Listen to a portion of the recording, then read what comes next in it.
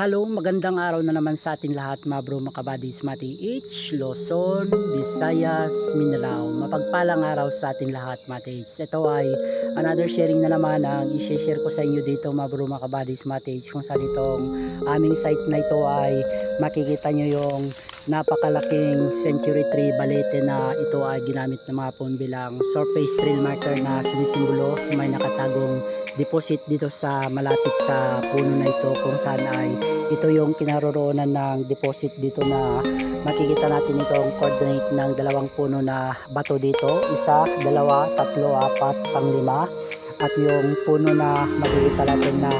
malaking century tree balete ay magiging alignment ng 1 south, at ito naman ay magiging alignment ng 36 north, kung saan ay may layo siya mula sa puno ay 10 feet patungo dito sa spot, at ito ay naka 360 north, at ngayon ay magiging alignment dito ng 90 degrees, kung saan itong makikita natin na naka simulation C. Ito ay simulation C at simulation din ito ng door entrance, kung saan naka 90 degrees, at yung isang lumang puno naman na coordinate niya sa 270 west ay eksakto na ngayon sa triangulation, isa, dalawa, pangatlo, kung saan yung spot ay nandito, at yung puno na yan mga takes ay magiging alignment ng 135 southeast, at yung puno naman na ito na nandito sa 270 west ay magiging alignment ngayon ng 315 northwest, kaya naka 270, naka 315 northwest patungo dito, at naka 270 west, at ito naman ay naka 90 degrees na naka 360 north ito, at patungo sa lumang punong century tree balete ay naka 180 south, kaya ito ay surface marker nila na sumisimbolo nga na nandito ang spot. Kaya naka-triangulation na ngayon matin kung saan ang spot ay nandito, isa, dalawa,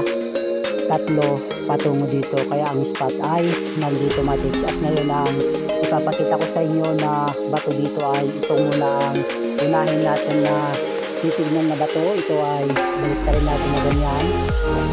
naka-simulation nito ng C, at ito ang simulation ng door, kung saan itong coordinate niya ay meron tayo makikita nakaukit na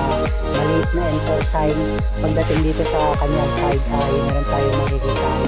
butas dito or dot na tumutukoy ito sa direksyon kung saan ang pinont niya, dahil ito ay enter. Mula dito patungo siya dito sa portion ito, kung saan ang coordinate niya na bato dito, at yung bato dito ay ito ngayon ang titignan natin na coordinate niya dito, at diretso dito ay ito pa ang makikita natin na bato, at baliktarin natin kung ano ang makikita natin. Ito ay naka-slash itong bato na ito na kinatid nila, na yan ay naka-simulation din pag ganyan ay hard, ibig sabihin well deposit.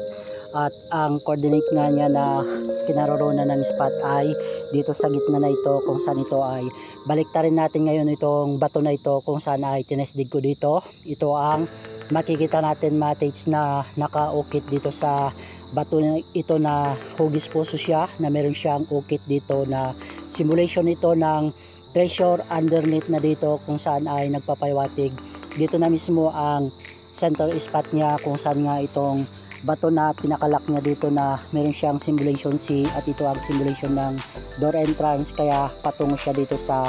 portion na ito. At ngayon ang titignan natin ay ito ang titignan natin kung ano ang nakaukit naman dito sa tabi ng bato na ito na naka-courting C. Ito ay makikita natin hugis puso siya, pagbalik pa rin natin na ganyan, nakasimulation ng square box, at ito ang simulation ng kotse, at ibaliktad natin, nakasimulation pa rin ng square box at kotse. Ang ibig sabihin nito, ibig sabihin ay door entrance, na kung saan ay meron siyang isang dot dito sa ilalim niya, kaya ito ang sinisimbolo ng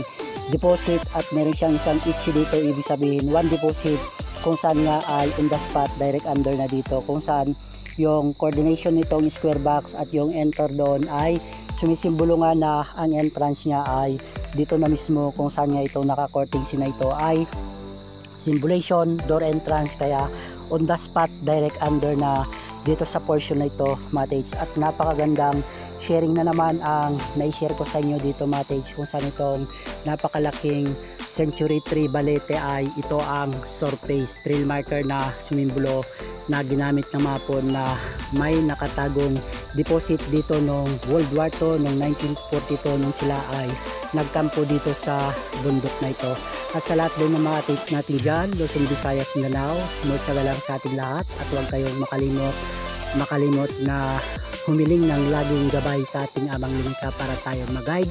at mabigyan blessing tayong lahat. Magtsaga lang sa ating lahat, mga tips. Yada.